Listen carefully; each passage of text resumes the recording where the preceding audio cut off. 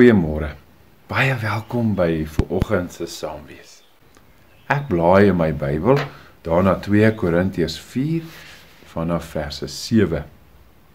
Ek lees graag vanoggend saam met jou hierdie gedeelte. Ons wat hierdie skat in ons het, is maar kleipotte wat maklik breek.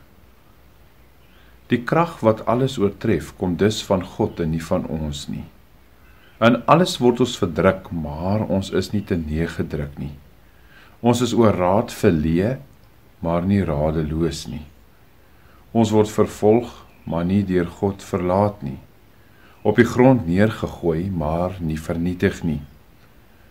Die sterwe van Jesus dra ons altyd saam in ons liggaam, sodat ook die lewe van Jesus sigbaar kan word in ons liggaam.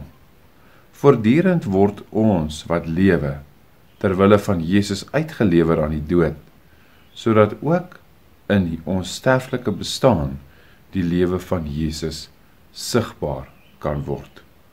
Dit beteken dat in ons die dood aan die werk is, maar in julle die lewe. Wat het in jou verander toe jy hierdie teks gelees het? Here ons Here, baie dankie dat ons vandag weer met hierdie teks kon stil word, dit kon lees. En dat ons onsself kan afvra, maar wat het in ons eie gemoed verander? Wat het in ons eie harte verander? Oor hierdie teks. Wat het hierdie teks met my gemaak in hierdie week? En dat ek op 'n besonderse wyse 'n ander perspektief dalk hiervan af mag wegstap.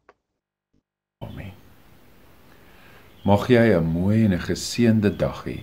En mag jy so in die broosheid van die lewe, mag jy leer dat hierdie skat van die lewe van Jesus ook in jou lewe sigbaar is. Mooi bly.